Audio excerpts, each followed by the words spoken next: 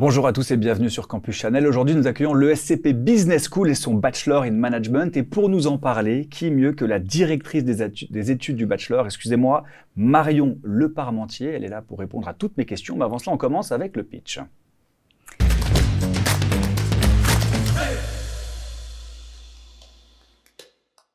Le pitch à Marion, donc c'est 60 secondes pour nous présenter au maximum. On n'est pas obligé d'aller jusque-là pour nous présenter le Bachelor. Est-ce que vous êtes prête? Oui. Eh bien, je vous écoute. Alors, bonjour à tous. Le Bachelor in Management de l'ESCP a pour caractéristique de se dérouler en 3 ans et en 3 pays. Donc, c'est un programme qui est très international. C'est un programme qui est très complet parce qu'on fait du management, mais on fait aussi des soft skills et des liberal arts. On apprend aussi des langues puisqu'on part dans plusieurs pays. Et on fait aussi des sciences puisqu'on fait des mathématiques et des statistiques. Donc, c'est un Bachelor qui prépare vraiment à tout type d'études par la suite. Très bien, alors on va avoir encore un peu de temps pour en discuter, hein, bien évidemment. La question qu'on se pose tous d'abord, c'est comment intégrer un tel bachelor, et c'est la question à laquelle on va répondre à travers les admissions.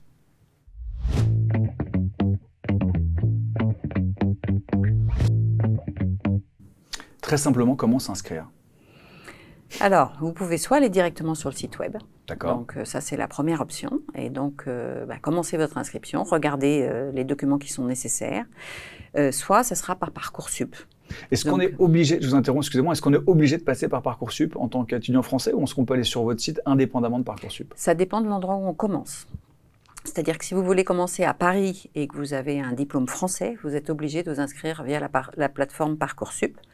Si vous voulez commencer à Londres ou à Turin, puisqu'en fait notre première année se déroule soit à Paris, soit à Londres, soit à Turin, vous pouvez vous inscrire directement sur le site. Donc c'est vraiment le lieu. Il faut avoir à la fois le bac français plus le fait de commencer à Paris pour être obligé de s'inscrire sur Parcoursup. Sur votre site, il y a un quiz auquel un étudiant peut répondre. Il dit voilà, est-ce que vous êtes fait pour ce bachelor, oui ou non? Ouais. Et alors, on va pas refaire le quiz ensemble. Je crois que c'est 4 minutes en plus de ça. En revanche, comment on peut répondre à des étudiants qui se disent est-ce que je fais un bachelor, est-ce que je fais une classe prépa, est-ce que je vais à l'université? Comment est-ce qu'on fait un peu pour différencier ces voies-là ou à la limite celle qui doit nous orienter, nous guider naturellement vers le bachelor? Je pense que ça dépend de la longueur d'études qu'on envisage dès le départ. Ça dépend de ce pourquoi on s'en fait. Si on est un très bon élève, un peu scolaire, et qu'on préfère se rassurer en allant en classe préparatoire et continuer à étudier de manière un peu plus poussée les disciplines qu'on a déjà un peu vues en études secondaires, je pense que la classe prépa, c'est une bonne option.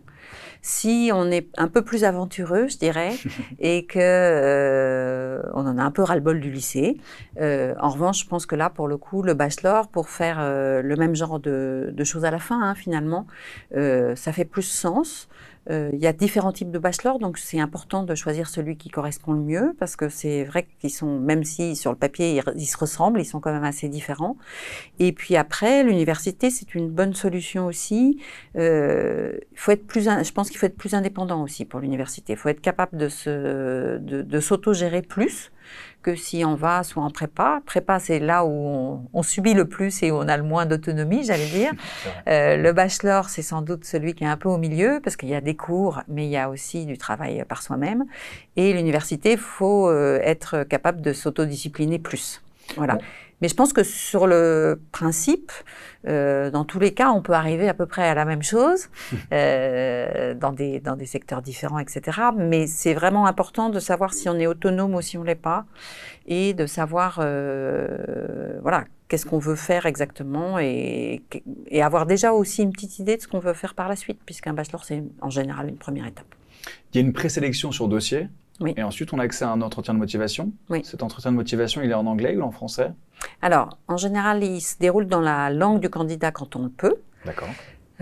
Donc, pour que le candidat soit le plus à l'aise possible, hein, l'idée, on sait très bien que c'est un peu les premiers entretiens que les étudiants passent. Donc, l'idée, c'est de se dire, on va le mettre en confiance, parce que ce qui nous intéresse, c'est de savoir ce qui l'intéresse lui, et pas autre chose. En revanche, on posera systématiquement 2 ou 3 questions en anglais pour vérifier que l'étudiant est capable de passer d'une langue à l'autre sans avoir peur.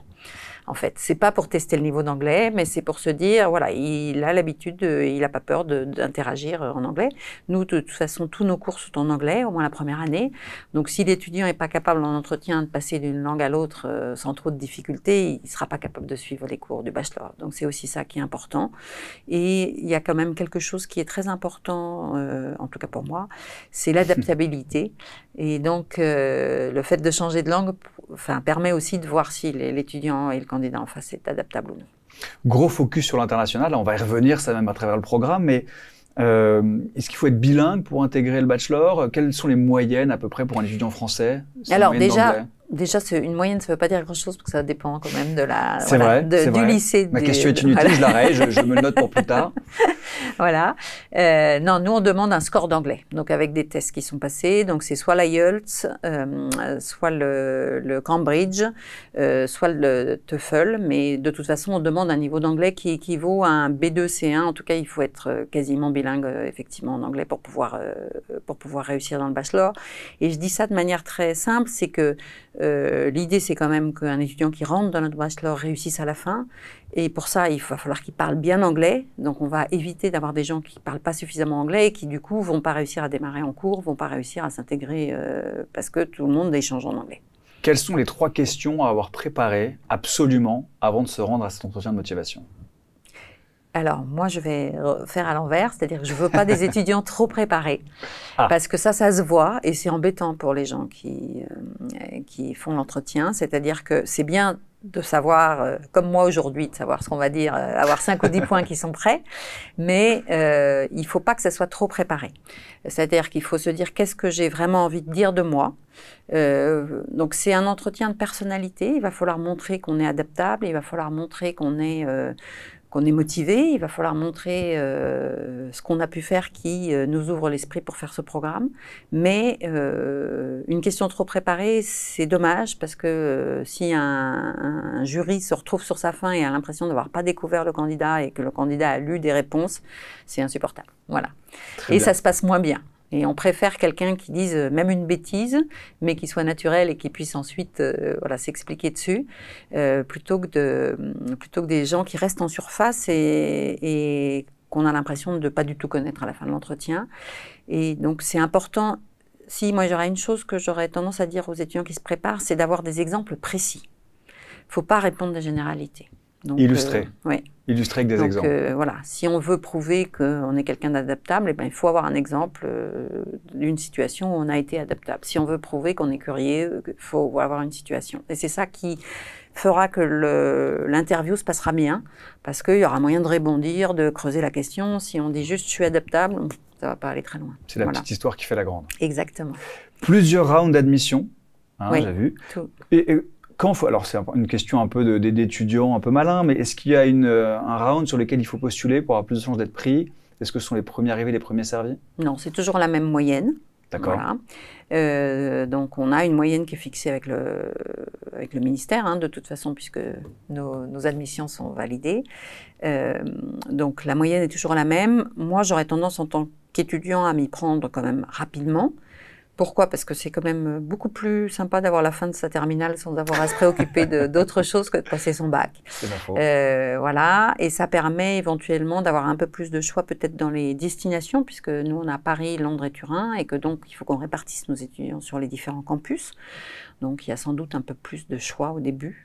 Et après, on répartit, on essaye de tenir compte quand même des volontés des étudiants, mais il faut savoir que 3 ans, 3 campus, c'est pas grave si on commence pas sur le campus de son choix. Alors, ça faisait partie de mes questions sur le programme. Comment fait-on pour distribuer les étudiants? Mais avant cela, on va passer par la case cliché.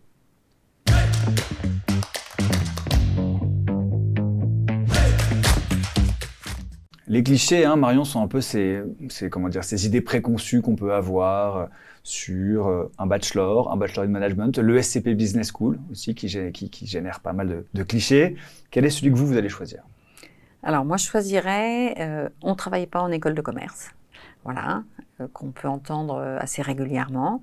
Je pense que c'est des choses qui peuvent arriver. On a des étudiants qui ne travaillent pas suffisamment.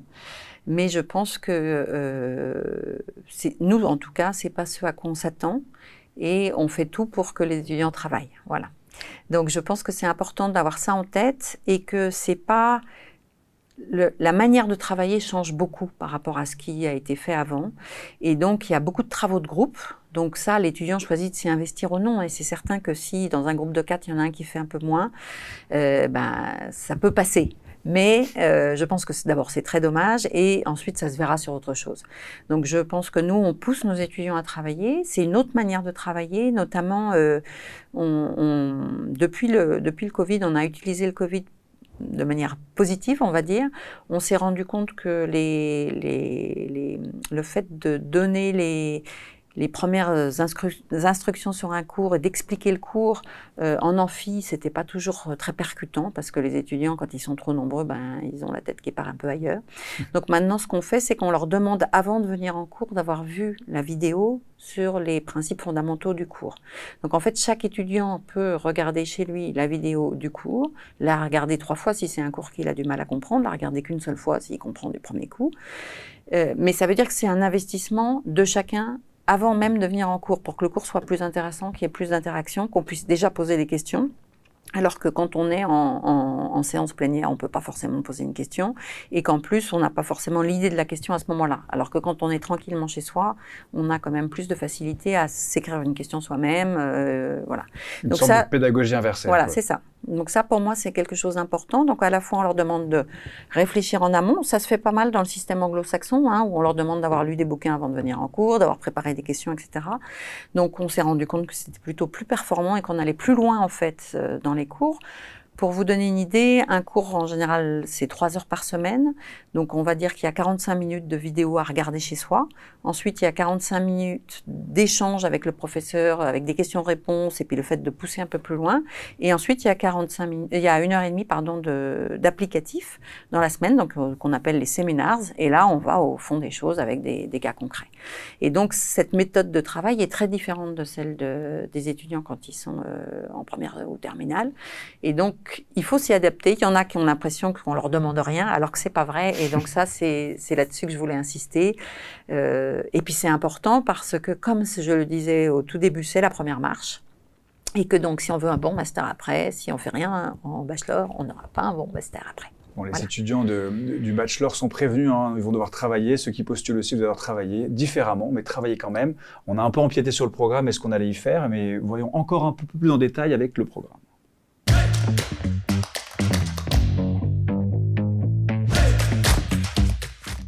Est-ce qu'il y a des nouveautés pour cette rentrée ou pour la rentrée prochaine? Alors, on va introduire un séminaire Big Data et Intelligence Artificielle cette année, normal, il n'y a pas de raison. Heureusement, oui, voilà. On y est. Il n'y a pas de raison. Alors, ça ne veut pas dire que ce n'était pas déjà plus ou moins dans certains cours, mais là, il va y avoir un séminaire dédié en 2e année. Donc l'année dernière, on avait intégré un séminaire sur tout ce qui était sustainability, etc. Et donc là, on fait la 2e étape. Donc ça, c'est une des nouveautés. Une des autres nouveautés, c'est que les étudiants qui sont rentrés depuis l'année dernière vont choisir des majors en 3e année, ce qui n'était pas le cas avant. Et on va ouvrir, donc pour tous ceux qui rentrent prochainement et ceux qui sont rentrés l'année dernière, les 5 campus pour la 3e année. Des choix de campus internationaux différents au début de chaque année. On fait comment pour choisir? Sur quels critères on s'appuie? Alors, il y a parfois... en général, on émet un choix. Il n'y a pas de contraintes, j'allais dire, en première année. Donc, on peut décider du campus qui nous plaît le plus. Mais il y a des contraintes qui existent en 2e année. Puisque, alors, c'est pas une contrainte pour les étudiants français, mais il faut parler français pour aller en 2e année sur le campus de Paris. Donc, pour nos étudiants étrangers, ça... A priori, ils savent. Voilà, mais pour les autres, c'est une vraie question. Et il faut parler espagnol, alors pas forcément fluent, mais il faut avoir une bonne notion d'espagnol parce qu'il y a un cours en espagnol sur le campus de Madrid. Donc après, comme il faut 3 ans, 3 pays, il faut quand même avoir réfléchi aussi en amont et de plus en plus, il faut avoir réfléchi aussi à ce qui tenterait. Ça ne veut pas dire qu'on ne peut pas changer, mais ce qui tenterait en 3e année, puisque par exemple, si on est allé à Turin en 2e année, on ne peut pas y retourner en 3e année. Donc si la majeure qui nous intéresse le plus est à Turin, il faut éviter d'aller à Turin avant. Voilà, tout simplement. Vous nous parlez de major, on peut se spécialiser à un moment, c'est ça? C'est pas tout à fait une spécialisation parce que ça reste, il y a quand même encore pas mal de cours généralistes, mais le bachelor est structuré avec des cours obligatoires et pour tout le monde pareil en première et deuxième année. Et à partir de la troisième année, il y a encore, surtout sur le premier semestre, des cours fondamentaux, mais il y a déjà des électifs qui sont choisis dès le premier semestre de la troisième année. Et donc il y a des gens qui choisissent de rester généralistes et qui peuvent, je dis ça, c'est pas un cas qui arrive en général, mais qui peuvent choisir finance au premier semestre et marketing au deuxième, pour bien montrer qu'on peut faire des choses très différentes. Et il y a des gens qui peuvent dire, moi, il n'y a que le marketing qui m'intéresse, donc ils vont prendre des électifs de marketing au premier semestre et au deuxième semestre. Voilà. 3 années, 3 campus différents. Est-ce que vous les aidez un peu aussi à prendre leur marque? Ils sont jeunes quand ils partent en première année pour certains. Comment vous les suivez? Comment vous pouvez rassurer les parents qui voient leurs jeunes poussins comme ça s'envoler un peu au loin? Alors, je pense que les parents, le meilleur service qu'ils peuvent rendre à leurs enfants et à moi-même, c'est de les laisser y aller et de les laisser poser leurs questions tout seuls. Voilà. Message à tous les parents. Voilà. Message à tous les parents. C'est à rentrer à l'école et rentrer dans ce programme. Il faut démontrer une belle autonomie. Changer 3 ans de pays, c'est pas donné à tout le monde parce que c'est quelque chose de compliqué. Donc là, ça c'est quand même quelque chose qu'il faut avoir en tête. C'est pas pour des gens fragiles. C'est pour des gens qui sont solides, des gens qui ont envie. Il y a des tas de gens que ça fait vibrer de se dire qu'ils vont aller passer 3 ans dans 3 pays, mais il y en a qui se sentent pas. Et bien ceux-là, il faut pas qu'ils choisissent ce bachelor-là. Il faut qu'ils en choisissent un autre, parce que c'est important de repousser ses limites, mais il faut pas que ça soit quelque chose qui fasse peur. Parce que si ça fait trop peur, on se retrouve avec des gens qui sont malheureux et qui réussissent pas dans leurs études, ce qui est vraiment dommage. Donc les parents, il faut aider, bien sûr, mais il faut pas être dans le cocooning et il faut laisser chaque étudiant prendre son envol. D'abord parce que tous les autres étudiants sont comme eux. Donc, il faut bien qu'ils se dépatouillent. Il y a un moment, il n'y a pas de choix. La loi de la vie. Faut plonger dans le grand bain. Faut les laisser faire. Alors, évidemment, c'est les parents qui vont être derrière, qui financent en grande partie. C'est les parents qui vont aider éventuellement pour trouver un logement, etc. Mais ça peut être les étudiants tout seuls. Il y a quand même pas mal de choses qui sont faites pour les aider aussi.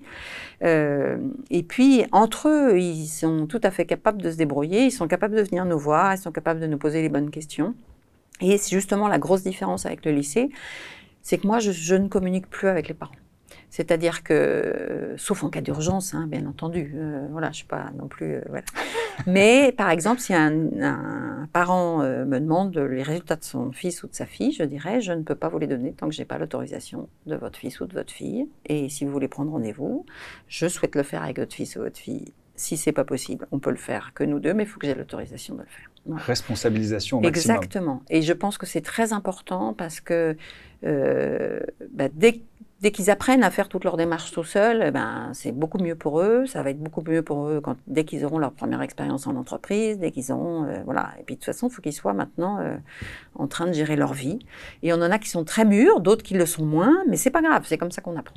Donc c'est pas simplement une école de management, c'est l'école de la vie aussi. Exactement. Finalement, ce bachelor, non, mais je pense une double compétence. Ouais. Et c'est pour ça aussi que j'allais dire c'est gradué, c'est-à-dire qu'en première année, il y a du travail, mais c'est pas non plus énorme. C'est-à-dire qu'on sait qu'il faut un peu de temps pour prendre ses marques, on sait qu'il faut un peu de temps pour faire un peu de sociabilisation avec les autres étudiants, on sait qu'il faut un peu de temps pour voir s'il y a des associations qui intéressent ou qui intéressent pas. Donc, en première année, ça reste tout à fait jouable, même si, effectivement, il faut un petit peu d'adaptation. En deuxième année, c'est un peu plus soutenu, et en troisième année, il faut vraiment qu'ils bossent, là, pour le coup.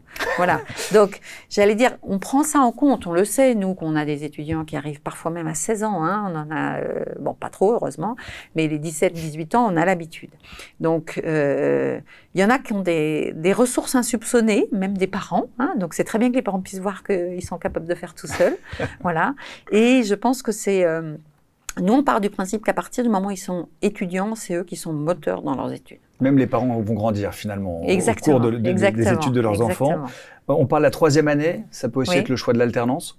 Oui, alors ça sera uniquement sur le campus de Paris. Donc, avis aux parents français, il ne faut pas commencer par Paris si vous voulez que vos chers petits fassent l'alternance. Voilà. Quelle différence si on choisit l'alternance? Est-ce que choisir c'est renoncer? Alors à quoi renonce-t-on si on choisit l'alternance? À part le campus de Paris en première année. Non, non. Alors, la seule chose à laquelle on renonce, c'est une vraie spécialisation, puisqu'on reste généraliste. En revanche, on apprend beaucoup parce qu'on est en entreprise et que c'est, pour le coup, en termes de discipline, de travail, d'ouverture sur le monde de l'entreprise, c'est quand même quelque chose qui est très intéressant. La maîtrise des langues est vraiment au cœur aussi de ce dont on parle avec cette internationalisation. Comment ça se traduit? Est-ce qu'il y a des cours de langue? Est-ce qu'il faut déjà être bon en espagnol pour y aller? Est-ce qu'on peut se dire, moi, je choisis Paris, j'ai envie d'aller en Espagne en deuxième année, j'ai toute la première année pour devenir meilleur en espagnol et le SCP va m'aider? Alors, pas tout à fait. C'est-à-dire que, non, c'est pas tout à fait. C'est-à-dire que, en fait, pour inscrire un étudiant à Madrid en deuxième année, pour l'instant, ils choisissent les 2 premiers campus quand ils rentrent à l'école. D'accord? Parce qu'on estime qu'il leur faut 1 an pour avoir un petit peu touché du doigt toutes les matières, pour être plus capable de choisir leur major en 3e année. Un étudiant à qui on dit est-ce que tu as envie de faire la finance, il ne sait pas forcément ce que c'est. Moi, en tout cas, les miens, ils ne savaient pas ce que c'était au moment du bac. Donc, s'ils ont fait 1 an et qu'ils ont fait un peu de marketing, un peu de comptabilité, un peu de choses comme ça, ils commencent à être un peu plus capables de choisir, justement. Donc, l'idée, c'est qu'ils choisissent leurs 2 premiers campus. Et nous, on les inscrit à Madrid que s'ils ont déjà fait de l'espagnol au lycée. Parce que en 1 an, on n'a pas envie, on n'est pas une école de langue. Donc on veut bien renforcer l'espagnol de ceux qui ont fait de l'espagnol au lycée pour qu'ils soient un peu plus opérationnels et à niveau quand ils arrivent en Espagne. Mais écouter un cours en espagnol, c'est autre chose que l'espagnol du lycée. Donc ceux qui commencent de 0, ils vont pas avoir le temps en fait. Et c'est pas ce qu'on veut. Ils apprennent le management. Donc nous, on les accompagne parce qu'on pense que c'est intéressant d'avoir ces 3 années dans des campus différents. Mais on n'est pas une école de langue. Donc on accompagne. Il y en a qui ont des facilités. On a pas mal d'étudiants qui sont binationaux, qui ont habité à l'étranger, donc cela, tant mieux pour eux. Mais pour les autres, soit ils ont une très forte motivation pour aller sur un campus et ils n'ont pas appris la langue, mais c'est à eux de se débrouiller pour y arriver. Soit il faut qu'ils trouvent une manière de faire pour pouvoir aller sur les campus qui les intéressent et faire les majors qui les intéressent. Mais le plus important, c'est pas le campus lui-même, c'est l'interaction avec les autres étudiants, c'est l'expérience d'être capable de déménager d'un pays à l'autre, de s'adapter à une autre culture à une autre. Mais c'est pas fondamental d'aller à Madrid. Voilà. Ah non, c'est sûr, heureusement, on peut réussir sa vie sans aller à Madrid. Voilà, heureusement, c'est une bonne nouvelle. Voilà. Est-ce qu'il y a un vrai esprit de promo malgré l'éclatement des élèves sur différents campus? Alors, je pense qu'il y a plusieurs esprits de promo parce qu'effectivement, ils ne sont pas tous au même endroit et ils doivent changer. Il y en a qui vont suivre pendant leurs 3 années, qui ont le même track, on va dire. On en a quand même plus qui finissent à Berlin. Donc parfois, ils se perdent de vue 2e année puis ils se retrouvent en 3e année. Mais c'est plutôt des relations qui vont se construire entre certains étudiants, pas forcément tous ensemble. Ceci dit, maintenant, ils sont 1000, donc il y a un moment, 1000, voilà. 1000 amis, on sait que c'est pas possible. Ouais. Très bien. Alors maintenant, que fait-on une fois qu'on est diplômé? C'est la question à laquelle on va tenter de répondre à travers les débouchés.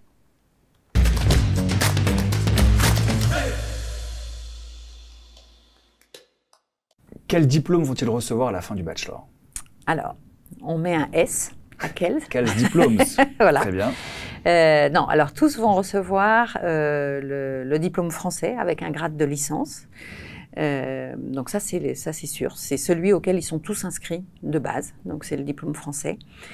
Ceux qui commenceront ou qui finiront à Londres et qui passeront une année complète à Londres ont la possibilité de demander à obtenir le UK Degree.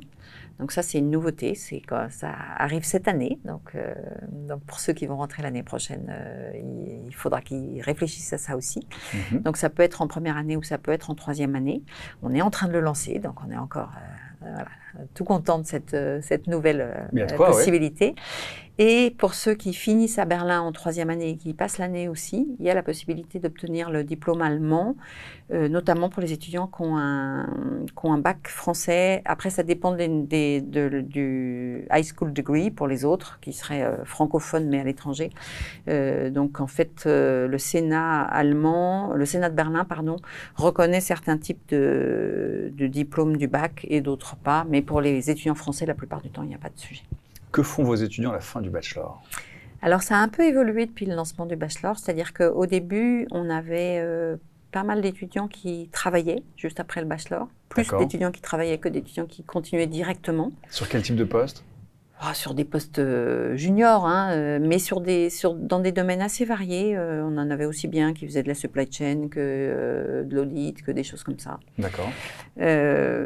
En revanche, maintenant, c'est plutôt plus équilibré, c'est-à-dire que c'est plutôt moitié-moitié à la sortie. Donc, il y en a la moitié qui vont continuer directement en master et l'autre moitié qui vont prendre un peu le temps de travailler. Il faut bien avoir en tête, parce qu'on n'en a pas assez parlé, du fait que les étudiants sont très internationaux.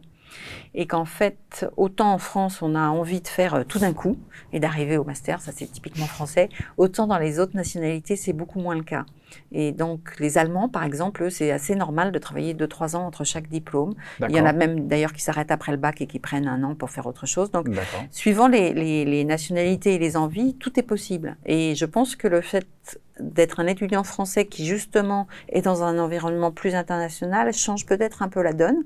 Il y a aussi des données financières, hein, puisque ça permet aussi de souffler un peu si on s'arrête un peu et qu'on commence à gagner sa vie.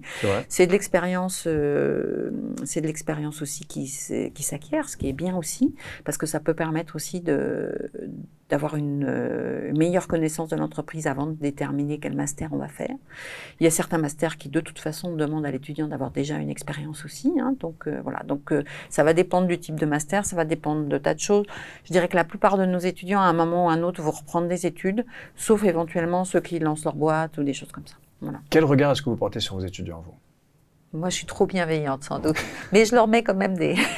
Voilà. Non, je trouve que c'est des étudiants très attachants parce que très souvent, ils sont...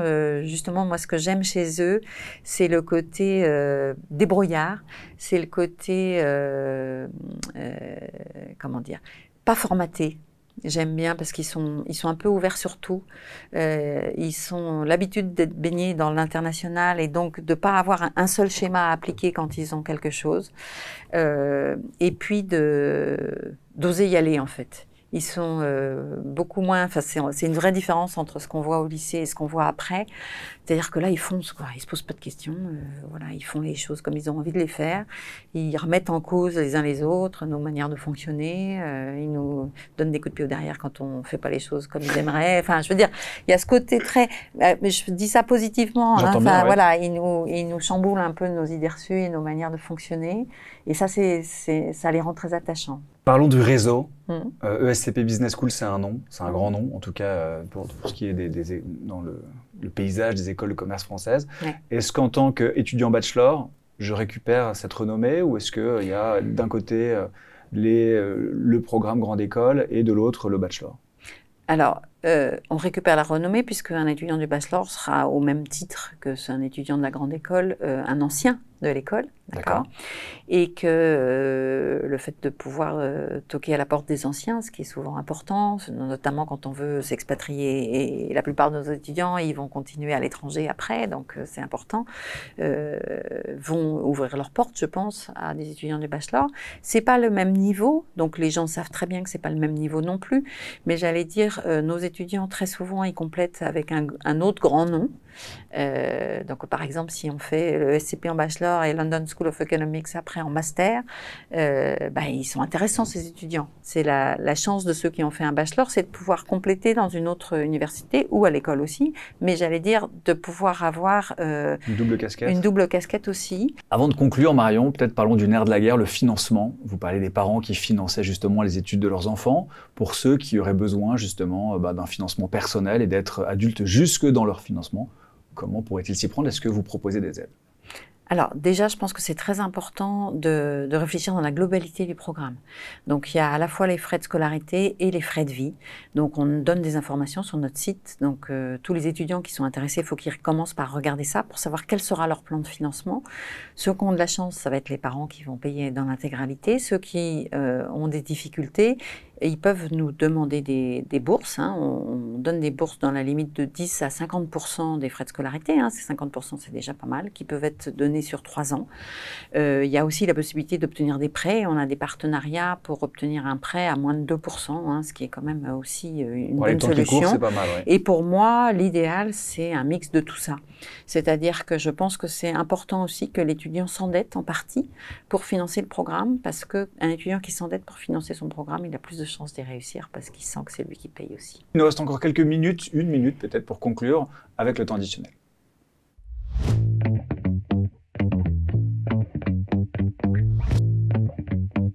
Le temps additionnel, Marion, hein, c'est une occasion peut-être de rajouter un élément qui n'a pas encore été cité, appuyer sur un élément qui a déjà été mentionné, peut-être nous mentionner une dernière chose pour nous convaincre de rejoindre le bachelor.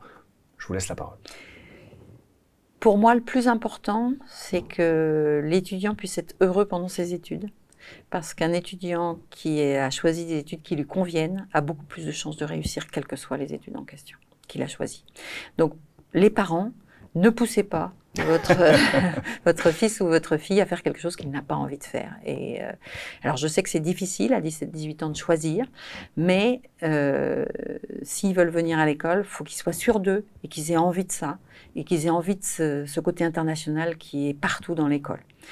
Côté international, 3 ans, 3 pays, des nationalités très variées. Ils seront plus que 30 ou 35% de Français, hein, donc c'est pas beaucoup. Et donc, faut avoir cette envie-là. Faut avoir cette envie de se jeter dans le grand bain et de plus être avec des gens qui sont comme nous et de vouloir apprendre le management de manière différente de ce qu'ils ont connu. Donc, il faut que ça soit des étudiants qui ont envie d'apprendre dans un autre environnement et qui n'ont pas peur de ça. Merci Marion, vous l'avez compris, ce bachelor, faites-le parce qu'il vous rendra heureux d'une certaine manière. Hein. Ce sera un peu la morale.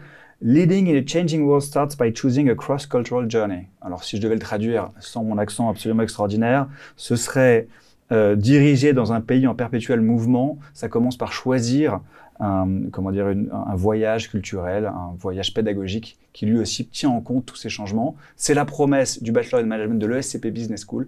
Merci d'avoir regardé Campus Channel, je vous dis à très bientôt.